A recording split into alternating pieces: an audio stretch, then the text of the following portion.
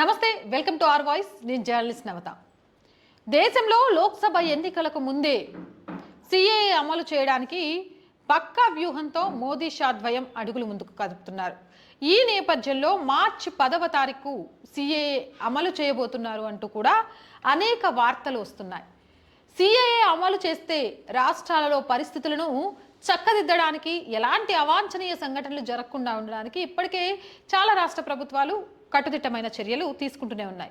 హిమంత్ బిశ్వ శర్మ మొన్నటికి మొన్న సిఏఏ అమలు తర్వాత ఉద్యమాల పేరుతోటి, ధర్నాల పేరుతోటి షాప్స్ కానీ ఇంకేవైనా కానీ క్లోజ్ చేసే ప్రయత్నం చేస్తే ప్రభుత్వానికి వచ్చే నష్టం మొత్తం కూడా ఎవరైతే ధర్నాలు చేస్తున్నారో వాళ్ళే పే చేయాల్సి వస్తుంది అంటూ చెక్ పెట్టే ప్రయత్నం చేసిండ్రు.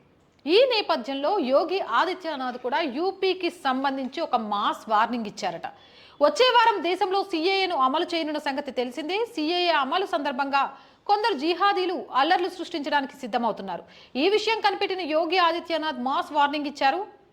ఈ సందర్భంగా ఆయన మాట్లాడుతూ, రాష్ట్రంలో సిఏఏ అమలు తీరుతుంది, ఎవరైతే రాళ్లు విసిరి విధ్వంసం సృష్టిస్తారో వాళ్ళకు రోజులు దగ్గర పడ్డట్టే అనుకోవాలి. రాళ్ల దాడులు చేసేవారిని, విధ్వంసకారులని ఇక శాశ్వతంగా జైల్లోనే ఉండేలా చేస్తాం.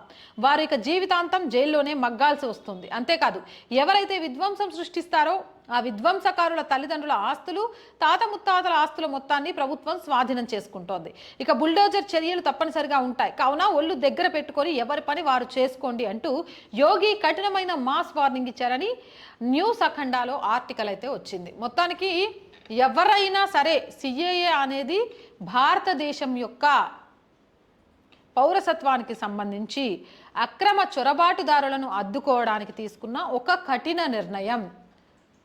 సిఏఏలో నిజంగా ఎవరికీ అన్యాయం జరగట్లేదు.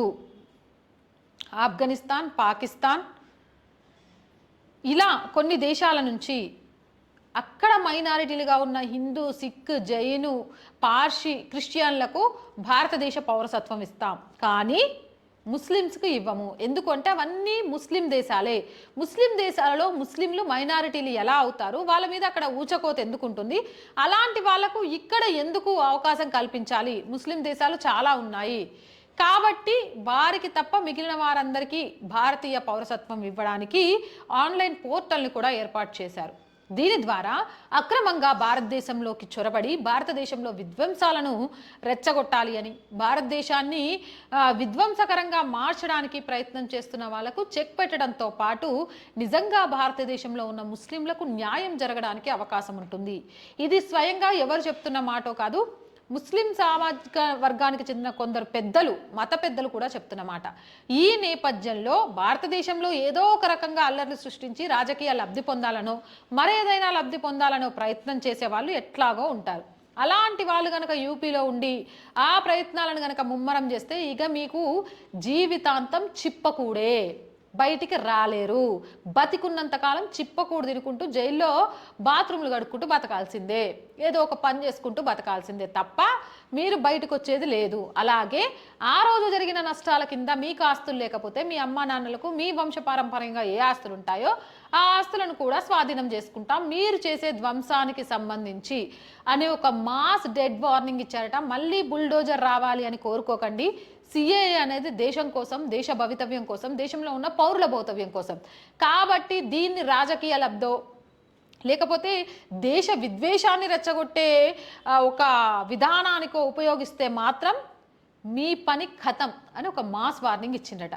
మరి యోగి ఆదిత్యనాథ్ మాస్ వార్నింగ్ పై మీ అభిప్రాయం ఏంటి? కామెంట్ సెక్షన్లో తెలియజేయండి. ఇలాంటి మోర్ వీడియోస్ కోసం మన ఛానల్ వెంటనే సబ్స్క్రైబ్ చేయండి. వీడియో నచ్చిందా లైక్ చేయండి, షేర్ చేయండి.